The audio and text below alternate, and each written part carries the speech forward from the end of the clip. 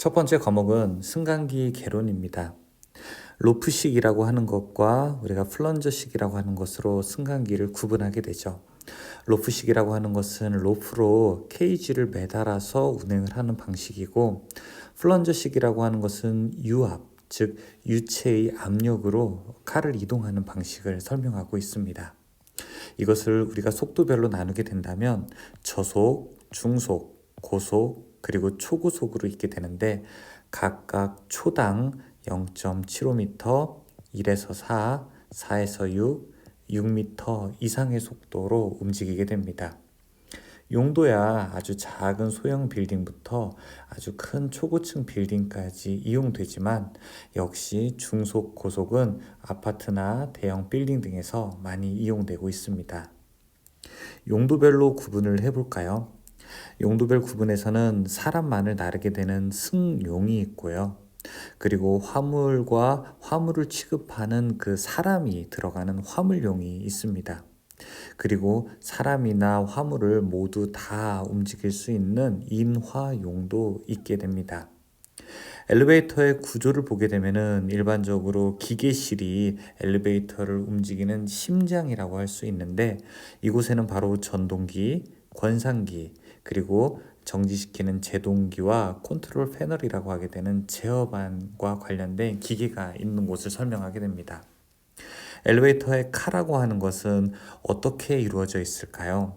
엘리베이터의 틀을 이루는 케이지 틀, 그 다음에 그 안에 있는 실, 그리고 여러분들이 1층, 2층 문 닫힘, 문 열림을 누르게 되는 조작반도 있게 됩니다. 엘리베이터 카가 움직이는 그 길을 승강로라고 부르게 되는데, 승강로는 레일이 있고요. 그 다음에 이 카를 당기는 권상 로프, 그리고 완충기, 이런 어쨌든 카가 움직이는 공간을 우리가 승강로라고 부르게 됩니다. 사람이 엘리베이터를 타게 되는 기다리는 곳, 그곳이 바로 승강장인데요. 승강장에는 위치를 표시하는 장치, 그리고 버튼이라든지 이런 곳이 배치되어 있는 곳을 우리가 승강장이라고 부르게 됩니다.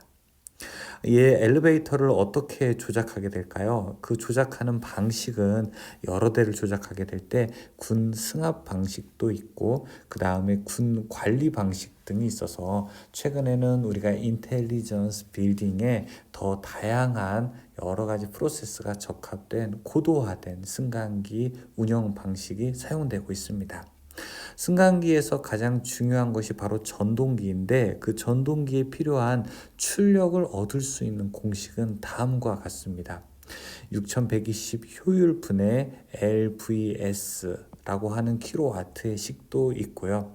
이러한 식을 이용해서 직접 전동기의 용량을 계산하는 문제도 주어지게 됩니다.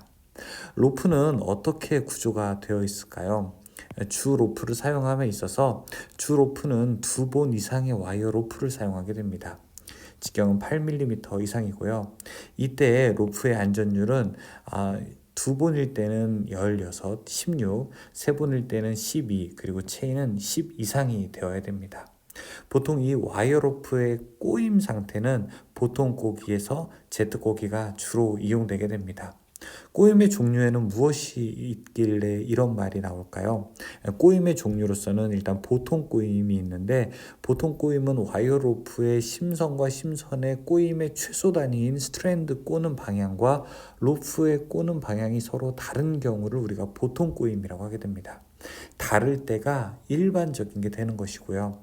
스트랜드 꼬는 방향과 로프의 꼬는 방향이 같을 때를 우리가 랭 꼬임이라고 부르게 됩니다. 이 승강로에 있는 레일의 규격은 호칭은 1m당 중량으로 우리가 부르게 되고요. T형 레일에서는 보통 이 중량을 8, 13, 18, 24, 37, 50K로 나누게 됩니다. 레일 한 개의 표준 길이는 5m가 됩니다. 비상정지 장치라고 하는 것도 있게 되는데, 비상정지 장치는 어떨 때 동작을 하게 될까요? 이 동작하는 형태에 따라서 점차 작동형, 완충 효과 있는 즉시 작동형, 그리고 즉시 작동형이 있게 되는데, 점차 작동형은 1m/s를 초과하는 경우의 동작, 완충 효과가 있는 즉시 작동형은 1m/s를 초과하지 않는 경우, 즉시 작동형은 6 0.63m/s를 초과하지 않는 경우에 사용을 하고 있습니다. 비상 정지 장치가 있습니다. 혹시 이 정지 장치를 동작시키는데 무엇인가 문제가 있을 때 설정된 속도보다 더 높을 때 비상 정지 장치가 작동을 해야 되는데 이 종류로서 FGC와 FWC가 있게 됩니다. FGC는 일정한 힘으로 계속 정지시키는 거고요. FWC는 처음에는 약하게 브레이크를 동작시키지만 점점점 강해지게 되는 동작을 일으키게 됩니다. 여러분들이 만약에 자전거를 타신다면 어떤 방식이라고 생각을 할 수가 있을까요? FWC라고도 생각을 할 수 있습니다. 처음에는 살짝 잡다가 나중에는 점점 세게 잡는 형태로도 우리가 볼 수 있죠. 속도를 조절한다라고 해서 우리가 조속기라는 말도 사용을 하고 있습니다. 전격 속도가 115% 이상 속도와 다음 조건에서 작동을 하게 되는데요. 즉시 작동형은 0.8m/s 미만일 때, 그리고 고정된 롤러 형식의 비상정지 장치는 1m/s 미만일 때 동작을 하게 됩니다. 자, 이러한 조속기의 종류로서는 우리가 롤 세이프티형, 그 다음에 플라이볼형, 디스크형이 사용되게 되는데 일반적으로 플라이볼형이 가장 많이 이용되고 있습니다. 조속기의 로프는 어떤 로프를 사용할까요? 안전율은 8 이상이어야 하고 직경은 6mm 이상, 그리고 풀리의 피치 직경과 로프의 공칭 직경 사이의 비가 30 이상이어야 됩니다. 여기 나오는 숫자 잘 보셔야 되는데요. 바로 여기 안전율 8 이상, 그 다음에 30 이상이라는 거, 그 다음에 플라이볼형이라고 하는 것도 여러분이 잘 알아두셔야 되는 내용에 해당합니다.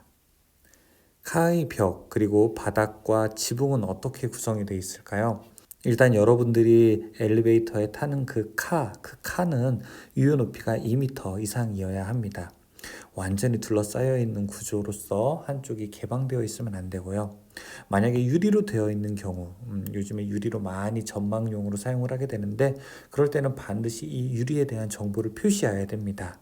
그리고 불연 재료로 만들거나 씌워야 하는 우리가 정이 있게 됩니다.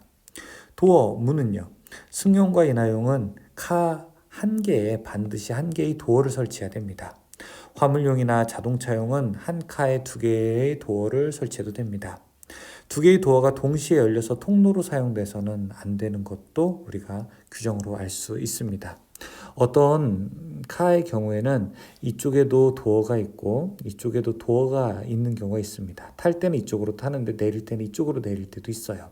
하지만 반드시 2개가 동시에 열려서 이렇게 이동하는 통로의 형태로 구성이 되어서는 안 된다는 설명을 하고 있는 것입니다. 비상시에 탈출할 수 있는 구출구도 있어야 되겠죠. 반드시 이 구출구는 카 내 승객의 구출은 밖에서 이루어져야 되고요. 카 천장의 비상 구출문의 크기는 0.45m, 0.5m 이상이어야 됩니다. 비상 구출문은 카 내부 방향으로는 열리지 않고 외부 방향으로 열리는 구조이어야 합니다. 예를 들어 이렇게 카에서는 비상 구출문이 밖으로 열리는 형태여야 한다는 것이죠. 균형추의 중량으로서는 우리가 카의 자추하중과 전격 적재량에다가 오버밸런스율을 곱하게 되는 것이 바로 균형추의 중량이 되게 됩니다. 균형추 중량의 식도 볼 수 있고요. 균형 로프를 우리가 왜 사용을 하게 될까요? 그럴 때는 카의 위치 변화에 따른 주 로프 무게에 의한 권상비를 보상하게 되고요. 고속 엘리베이터에서 주로 사용하고 로프가 서로 엉키는 것을 방지하기 위해서 인장 시브라고 하는 것을 설치하게 됩니다. 즉 아주 높은 빌딩에서는 이 균형 추만 가지고 무게의 보상이 되지 않기 때문에 균형 로프까지 작용을 해서 이렇게 카 밑에다가 로프를 달아서 우리가 무게를 보상하게 하고 있습니다. 승강기 도어는 카 도어와 그 다음에 승강장 도어로 구성이 되어 있습니다. 엘리베이터 문은 한 개만 열리는 게 아니라 사실은 우리가 이중 샤시처럼 2개의 문이 있게 되는 거죠. 승강로는 승객 또는 화물을 싣고 오르는 카의 통로가 되고요. 출입구를 보게 되면은 일단 카 출입구에는 문이 설치되어 있습니다. 2개 이상의 문이 동시에 열려서 통로로 사용되면 안 된다고 하는 것도 앞에서 강조했고요. 카 문턱과 승강장 문턱과의 거리가 35mm 이하, 장애인용일 때는 휠체어가 드나들기 쉽도록 30mm 이하여야 합니다. 카 문턱 끝과 승강로 벽과의 간격은 0.15m 이하여야 합니다. 기계실의 일반 사항을 볼까요? 일반적으로 기계실은 엘리베이터 이외의 목적으로는 사용되지 않아야 합니다. 기계실 안에다가 어떤 물탱크가 있다든지 이 엘리베이터를 제어하는 것 이외의 다른 용도로는 사용되지 않는 것이 원칙입니다. 기계실은 필요로 하는 하중 및 힘에 견디도록 시공을 잘 해야 되고요. 이때 출입문은 폭 0.7m 이상, 높이 1.8m 이상의 금속재로 만들어야 됩니다. 기계실의 높이는 어떻게 돼야 될까요? 기계실은 사람이 드나들면서 충분하게 작업할 수 있고 그 다음에 점검, 유지, 보수, 수리를 할 수 있도록 되어야 하는데요. 작업 구역에서 유효 높이는 2.1m 이상이어야 하고요. 구동기 회전 부품 위로 유효 수직거리는 0.3m 이상이어야 합니다. 기계실의 온도도 한번 볼까요? 기계실의 온도는 여러 가지 기계가 있고 제어 장치들이 있기 때문에 상당히 적절한 온도로 유지를 하여야 하는데요. 이때의 온도는 실온 5도에서 40도 사이를 유지하여야 합니다. 기계실의 조도 또한 적절해야 되는데 이때는 조도는 200룩스 이상이어야 되고요. 기계를 혹시 고칠 때 필요한 지지대나 이런 것들은 반드시 1개 이상 있어야 합니다.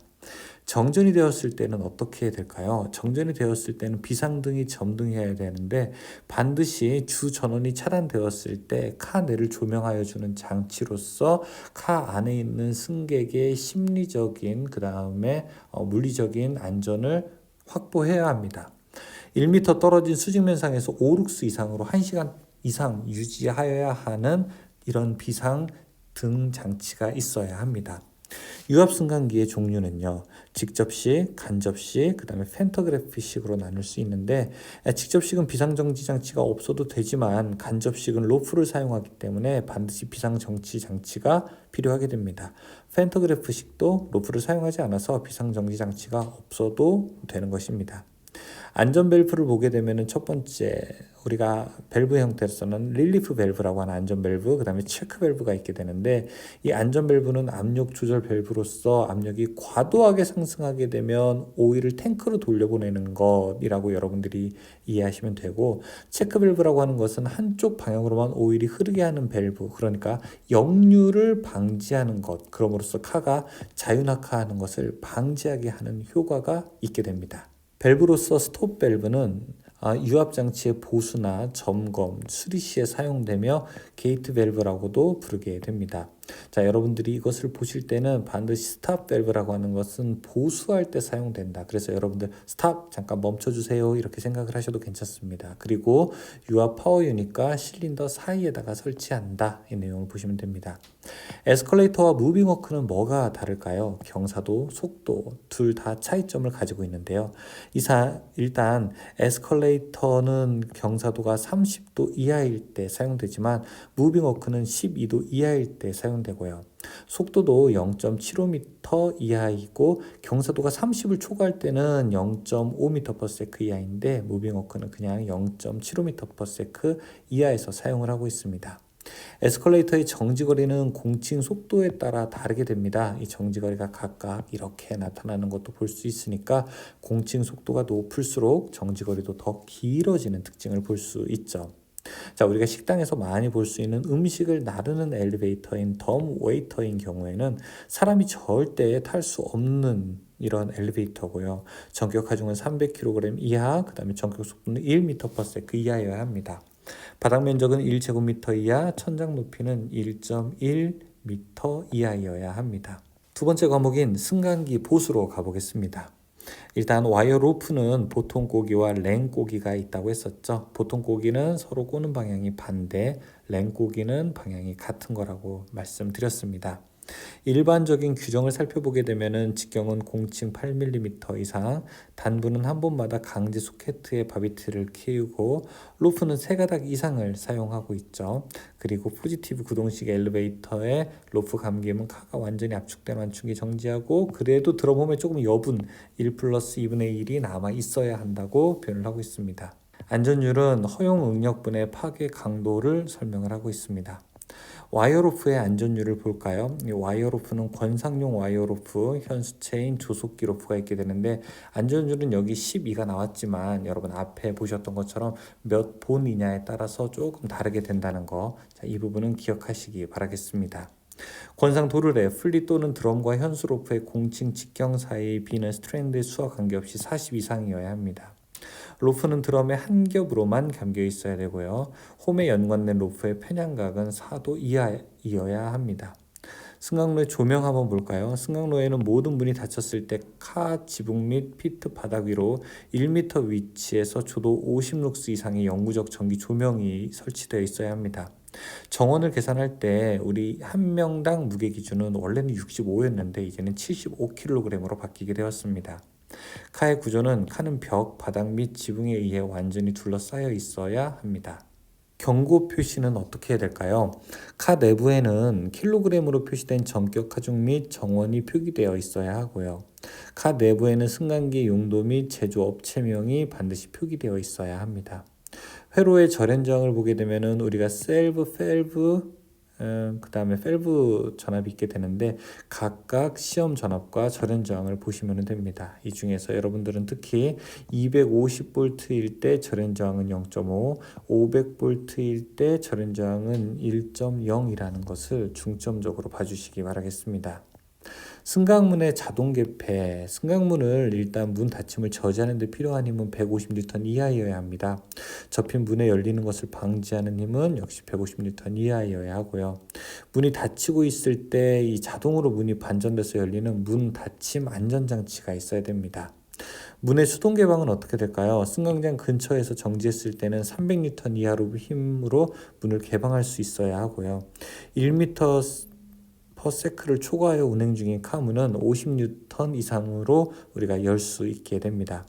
서로 다른 카 사이의 수평 거리는 2대 이상의 엘리베이터가 동일 승강로에 설치되어 있을 때 1m이어야 합니다. 1m 이내에 이어야 합니다. 기계실의 구조를 볼까요? 기계실의 시로는 5도에서 4도, 40도 이하여야 되고 작업 구역에서 유효 높이 2.1m 이상, 한 개의 콘센트가 반드시 있어야 되고요. 그 다음에 기계실의 바닥면의 조도는 200룩스 이상이어야 됩니다. 그리고 유효 공간으로서 이 기계실로 가는 통로는 반드시 0.5m 이상의 폭이 있어야 되고요. 기계와 벽과의 이격거리는 30cm 이상, 그 다음에 출입문의 경우에는 0.7m 이상, 높이는 1.8m 이상의 금속재 문이 있어야 합니다. 로프식 승강기의 안전장치로서는요, 우리가 도어 스위치가 있고 도어 록 장치가 있게 되는데요. 도어 스위치는 카나 승강로의 모든 출입구 문이 닫히지 않을 때는 절대 카가 움직이지 않는 장치가 바로 도어 스위치가 됩니다. 도어 록 스위치는요, 카가 승강로의 출입구 문 위치에 정지하지 않을 때는 특수 장치를 쓰지 않는 이상 절대 외부로부터 문이 열리지 않는 장치를 우리가 도어 록 장치라고 부르게 됩니다. 또 비상정지 장치가 있게 되는데 카 내부나 카 상부에서 동력을 완전히 차단해서 정지시키는 것, 승강을 정지시키는 것을 우리가 비상정지 스위치라고 부르게 됩니다. 그리고 과부하 경보 장치가 있는데 과부하 경보 장치는 과부하는 전격 하중의 10%를 초과하기 전에 검출하게 되고요. 승강기 부분의 안전율은 어떻게 될까요? 로프가 2개일 때는 16, 3개일 때는 12, 그 다음에 체인은 10, 가열성 호스는 8 이상이어야 됩니다. 기계실의 구조는 높이는 2m 이상이어야 되고요. 유효 공간으로 접근하는 통로폭 0.5 이상, 회전 부품 위로 0.3m 이상의 유효 수직거리가 있어야 합니다. 출입문은 폭 0.7m 이상, 높이 1.8m 이상의 금속재 문이 있어야 되고요. 문은 기계실 안쪽이 아니라 외부로 열려야 됩니다. 이때 완전히 열리는 구조로 되어 있어야 되고 반드시 출입문은 개방해 놓는 것이 아니라 잠금 장치를 하여야 합니다. 온도 계속 반복돼서 나오고 있고 조도 콘센트 역시 나오고 있고요. 양중 지지대 또는 고리 1개 이상 있어야 됩니다. 에스컬레이터의 구조 다시 한번 설명해 볼게요. 에스컬레이터는 일반적으로 30도 이하에서만 사용되지만 높이가 6m 이하이거나 속도가 0.5m/s 이하일 때는 35도까지도 갈 수 있습니다. 일반적으로 공층폭은 0.58m 이상 1.11m 이하인데 경사도가 6도 이하의 무빙워크의 공층폭은 1.65m 이하여야 됩니다. 공칭 속도가 바로 공칭 주파수 및 공칭 전압에서 플러스 마이너스 5%를 초과하지 말아야 된다는 조건도 있게 되고요. 우리가 핸드레일과 스텝, 에스컬레이터에서 밑에 있는 계단과 손으로 잡는 핸드레일 부분, 자 이때의 속도 차는 0에서 2% 이하가 되어야 됩니다. 공칭 속도는 경사도 30도 이하일 때 0.75m/s 이하, 경사도 30 초과일 때 0.5 이하, 무빙 워크는 0.75 이하, 모든 구동품의 안전율은 5 이상이어야 됩니다. 이 제동부하라고 해서 정지할 때는 비상정지 스위치는 에스컬레이터는 30m, 무빙 워크는 40m 안에 스위치가 있어야 되고요. 구동기의 공간은 조명은 작업 공간은 바닥 200룩스 이상, 작업 공간으로 접근한 통로의 바닥은 50룩스 이상이어야 합니다. 에스컬레이터의 제동 부하는 어떻게 결정될까요? 역시 공층 폭에 따라서 스텝당 제동 부하가 조금씩 다르다는 거 볼 수 있고요. 에스컬레이터의 정지 거리 역시 속도에 따라서 정지 거리도 다 다르다고 하는 것을 알 수가 있습니다. 무빙워크도 마찬가지인데요. 제동 부하도 역시 폭에 따라서 모두 다 제동 부하도 이렇게 다르다는 것을 볼 수 있습니다. 무빙워크의 정지 거리도요. 공층 속도에 따라서 정지 거리도 역시 다 다르다는 것을 알 수가 있습니다. 3과 5 기계 전기 기초이론으로 가보겠습니다. 하중이라고 하는 것의 정의는 물체를 작용하는 외부의 힘을 우리가 하중이라고 부르게 됩니다. 그러면 하중이 작용하는 방향에 따라서 어떻게 나눌 수 있을까요? 하중의 종류로는 인장하중, 압축하중, 전단하중, 휨하중, 비틀림하중이 있게 되는데요.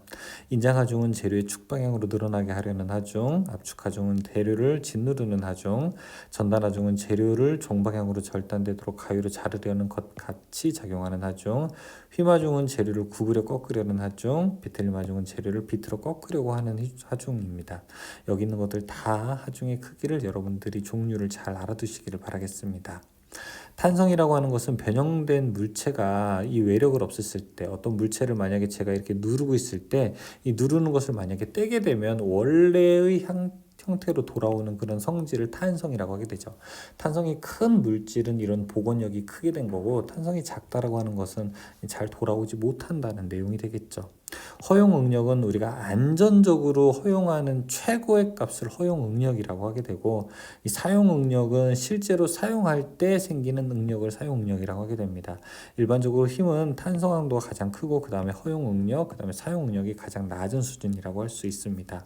안전율은 일종의 여유율이죠. 허용한 것분에 정말 끝까지 갔을 때가 얼마냐, 허용한 것분에서 인장 강도 끊어질 때까지가 얼마냐라고 하는 것으로 우리가 안전율을 계산할 수가 있습니다. 엘리베이터의 지지보 강도는 우리가 전체 P1 플러스 2P2인데 P1이라고 하는 것은 권상기나 기타 지지보에 고정하여 장치된 중량 총 합을 설명하고요. 그 다음에 로프 및 로프에 작용하는 하중의 2배를 곱한 값을 전체 지지보의 적재 하중으로 계산하게 됩니다. 링크 기구라고 하는 것은 무엇일까요? 강성의 막대를 서로 회전할 수 있도록 조합한 기구를 우리가 링크 기구라고 하게 되고요. 절해수는 반드시 4개 이어야 운동을 전달할 수 있게 됩니다. 즉 우리가 직선 막대 도구를 회전 운동으로 만든 것을 우리가 링크 기구라고 부르게 됩니다. 활차의 종류로는 우리가 정활차, 동활차, 복활차고 있게 되는데, 이 활차를 여러분 도르래라고 보시면 더 쉽습니다. 정활차는 힘의 방향만을 바꾸는 것, 동활차는 방향과 그 다음에 힘도 바꾸는 것, 그 다음에 복활차는 이 두 개가 다 조합되어 있는 것을 우리가 복활차라고 부르게 됩니다. 기어 2의 크기 표시 방법은 어떻게 될까요? 모듈, 원주 피치, 지름 피치가 있게 되고, 이 각각의 값도 있으니까 여러분들이 내용을 한번 보시기 바라겠습니다. 정밀 측정기로서 버니어 캘리퍼스, 그 다음에 하이트 게이지, 높이를 재는, 그 다음에 더 작게 두께라든지 우리가 길이를 재는 마이크로미터, 그 다음에 다이얼 게이지, 원통에서의 어떤 원형의 형태를 재는 다이얼 게이지가 있습니다. 전기 측정기로서는 DC를 재는 것은 가동 코일형, 가동 자치명, 전해형이 있게 됩니다. AC 전용으로서는 유도형, 그 다음에 진동형, 그리고 정류형이 있게 됩니다. AC와 DC를 양용하는 것으로서는 전류력계형, 그 다음에 가동 철편형, 열전형, 정전형이 있게 됩니다. 자유전자라고 하는 것은 무엇일까요? 원자 핵의 구속에서 이탈해서 자유롭게 이동할 수 있는 전자를 우리가 자유전자라고 부르게 됩니다. 저항의 종류로서는 절연저항이 있고 접촉저항이 있고 고유저항이 있게 되는데, 절연저항이라고 하는 것은 절연물로서 사용되는 크기, 접촉저항은 접촉면에 생기는 저항, 그 다음에 고유저항은 물체가 가진 단위의 길이인 것을 우리가 고유 저항이라고 부르게 됩니다. 이 전류는 I는 R분의 V, 저항은 R은 I분의 V, 전압은 V는 IR로서 우리가 이것을 옴의 법칙으로 설명을 하고 있습니다. 저항의 직렬 접속은 R은 R1 플러스 R2, 저항의 병렬 접속으로서는 두 개를 더한 것분에 곱한 것으로 우리가 크기를 나타낼 수가 있게 됩니다. 저항의 직병렬 접속은 어떻게 나타낼까요? 이때는 만약에 병렬인 것은 합분했고 직렬인 것은 그 값에다가 더함으로써 직병렬 접속일 때도 같이 계산할 수가 있게 됩니다. 전력은 시간분의 총 2를 나눈 것을 우리가 전력이라고 부르게 됩니다. 전력 W는 우리가 V 곱하기 Q가 되고요. 자, 이것을 시간 T로 나눈 거기 때문에 VI가 될 수도 있죠. 전력 P는 전압 곱하기 전류. 자, 이것을 오메 법칙에 따라 I를 R분의 V로 바꾸게 되면 R분의 V제곱도 되고 그 다음에 이 V 값을 IR로 바꾸게 되면 I제곱 R로도 나타낼 수 있습니다. 배율기는 전압계의 측정 범위를 넓히기 위해서 직렬로 접속되는 기기를 우리가 배율기라고, 이 저항을 배율기라고 부르게 되고요. 줄의 법칙은 일반적으로 많이 사용되는 법칙인데 바로 열을 발생한다 이거예요. 근데 열이 어떻게 발생을 하게 되느냐? 도체의 저항과 전류의 제곱에 비례해서 나타나게 된다라고 나타내고 있습니다. 쿨롱의 법칙은 두 개의 전하 사이의 힘을 나타내고요. 콘덴서의 정전 용량은 C는 엡실론 L분의 A로 표현되게 됩니다. 콘덴서의 정전 용량을 크게 하기 위한 방법으로서는 첫 번째 면적을 크게 하는 거, 두 번째 간격을 좁게 하는 거, 그 다음에 극판 사이 유전체를 비유전율이 큰 것으로 사용하는 방법이 있습니다.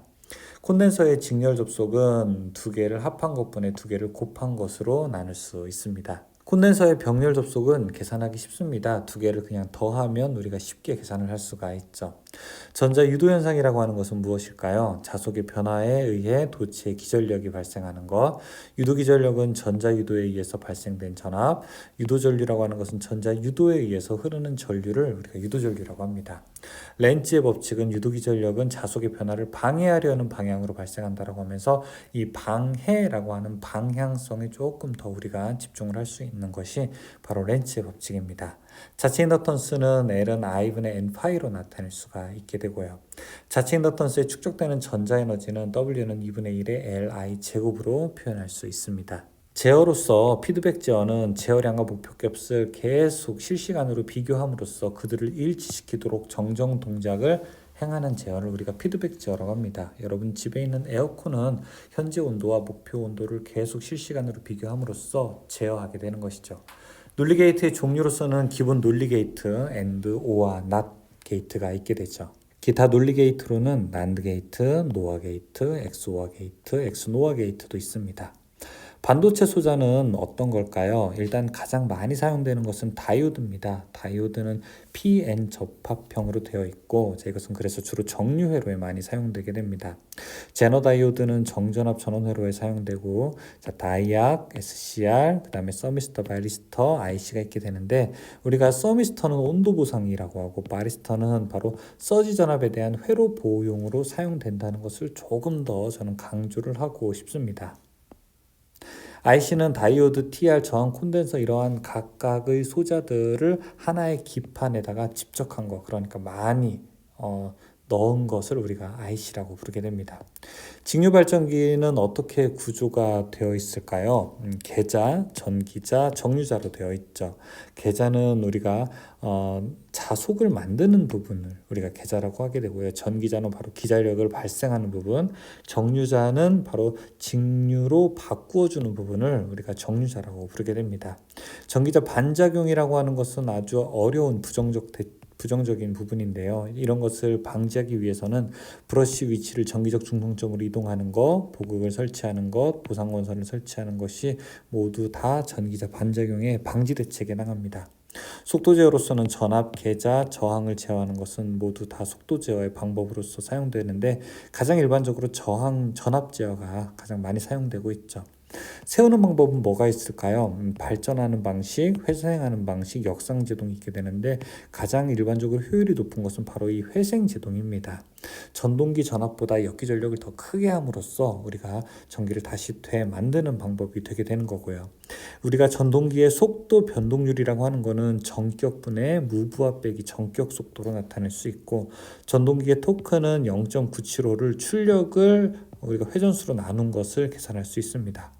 동기 속도는 P분의 120F, 즉 극수 분의 120 곱하기 F 주파수로 나타낼 수도 있게 됩니다. 유도전동기의 슬립의 범위는 어떻게 될까요? 전동기는 일단 슬립의 범위는 0보다는 크고 1보다는 작게 되고요. 발전기는 슬립이 0보다 작고 제동기는 1보다 크게 됩니다. 단상 유도전동기는 스스로 출발할 수 없기 때문에 반드시 부가적인 기동 방법이 필요하게 되는데, 이러한 기동 방법으로서는 반발 기동, 반발 유도, 콘덴서 기동형을 사용하게 됩니다. 유도전동기에 우리가 출력식으로서는 단상은 P는 VI 코사인 세터, 삼상은 P는 루트 3 VI 코사인 세터로 계산을 할 수 있습니다. 삼상일 때는 반드시 루트 3이 들어간다는 거 기억하십시오. 안전관리로 가서 이야기를 해볼게요. 안전관리는 이상이 발견됐을 때 어떤 조치를 해야 될까요? 첫 번째는 상태를 정확히 파악하는 게 중요합니다. 이것이 예를 들어 누전에 의한 사고인지 협착에 의한 사고인지 화재에 의한 사고인지 그 상태를 정확하게 파악하고요. 그 상태를 보고서 긴급 조치를 한 다음에 보고를 하고 마지막에 이런 일이 왜 발생했는지 원인 규명을 하고 우리가 재발 방지 대책을 세워야 되겠죠.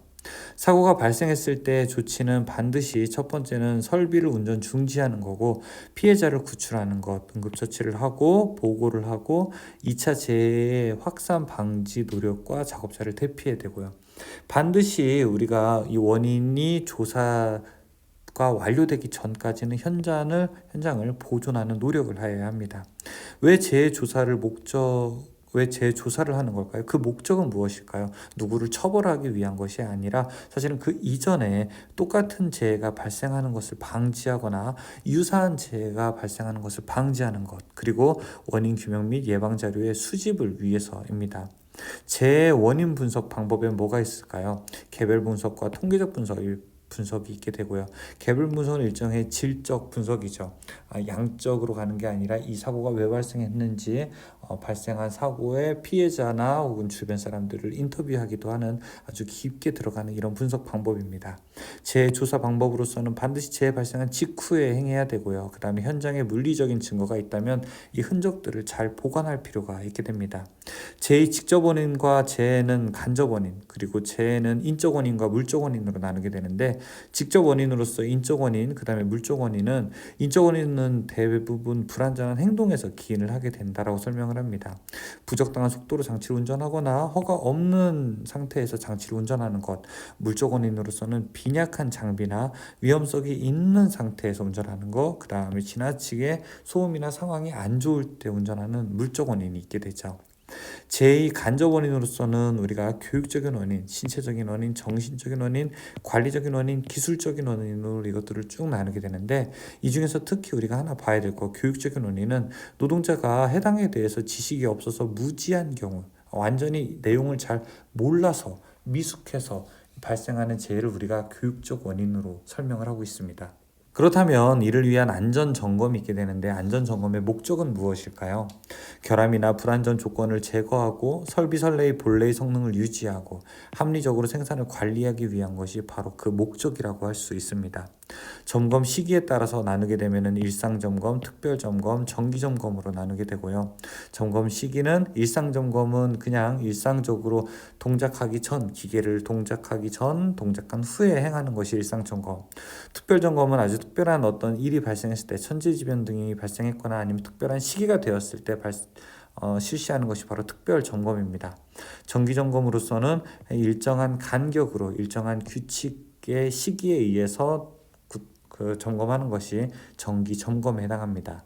수시점검은 일정한 기간을 정해서 실시하는 것이 아니라 바로 상관의 명령 등에 의해서 비정기적으로 실시되는 점검을 우리가 수시점검이라고 하게 됩니다. 임시점검은 정기점검을 시행한 다음에 다음 점검 정기 일이 오기 전에 시행하는, 그러니까 비규칙성을 가진 점검을 바로 임시점검이라고 하게 됩니다. 자체 안전점검 대상 기계 및 기구로서 한 달에 한 번 이상을 승강기 검사하게 되고요. 6개월에 한 번 이상은 보일러나 압력용기나 양중기를 검사하게 됩니다. 추락 등에 의한 위험 방지로 높이가 2m 이상인 곳에서는 반드시 이런 실시를 해줘야 되고요. 악천 후 시에는 작업 금지를 해야 되는데, 높이가 2m 이상인 장소에서 폭풍, 폭우 등 폭설 등에 의해서 악천후로 인해서 작업 실시 위험이 있을 때는 반드시 작업을 중지해야 됩니다. 이동식 사다리는 견고한 구조, 재료는 심한 손상 부식 등이 없어야 되고요. 폭은 30cm 이상이어야 되고 각부는 미끄럼 방지 장치가 있어야 되겠죠. 그 다음에 다른 필요한 또 조치가 있어야 됩니다.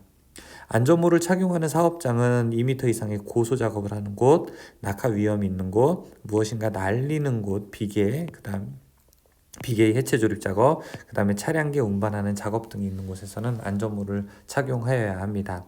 안전모에 사용하는 재료의 성질은 쉽게 부식하지 않아야 되고 피부에 해로운 영향을 주지 않아야 되겠죠. 사용 목적에 따라서 내열성, 내한성 및 내수성이 있어야 되겠죠. 그리고 모체의 표면은 밝고 선명한 색채로 해야 됩니다. 색의 종류 및 사용 방법도 나와 있게 되는데요. 적색은 표지사항이 방수, 정지, 금지 등의 부정적인 내용을 내포하고 있습니다. 사용 범위로는 방수 표시, 소화 설비, 화약류, 긴급 정지나 금지 표시에 사용하고, 황적 색깔은 위험, 보호 상자나 보호 장치 없는 스위치 또는 위험 부위, 위험 장소에 대한 표시 등을 나타낼 때 사용합니다. 황색, 노란색은 주의를 나타내게 됩니다. 충독, 추락, 층계, 함정 등의 장소기구에서 주의를 표시할 때 사용되고요. 녹색은 안전을 위한 유도라든지 구급 구호에 사용되게 됩니다. 안내, 진행 유도, 대피소 안내, 비상구 또는 구호소 구급 상자, 구호 장비 보관 장소 등의 표시를 나타낼 때 사용하고 있습니다. 청색은 조심하십시오 혹은 지시하는 경우에 사용됩니다. 보호구를 사용하거나 수리 중 기계 장소 또는 운전 장치 등을 나타낼 때 사용을 하고 있습니다. 백색은 통로, 정리, 정돈을 뜻합니다. 통로의 구획선, 방향선, 방향 표지 등으로 안내하는 선이 될 수 있고요. 그 다음에 폐품 수집소나 수집 용기 등의 정리, 정돈을 표시할 수 있습니다. 적자색, 보라색은 방사능을 표시하는 경우에 사용될 수 있습니다. 자, 여기까지 우리가 승강기 기능사, 필기, 요점 정리를 알아봤는데요. 이런 내용을 여러분들 반복해서 보심으로써 내용에 대한 충분한 이해와 함께 여러분들이 마지막 시험장 가시기 전에 정리, 또 혹은 이 시험을 준비하기 위한 오리엔테이션 과정에서 이 내용들을 잘 살펴보시기를 바라겠습니다. 저는 다산에듀 전병칠 원장이었습니다. 감사합니다.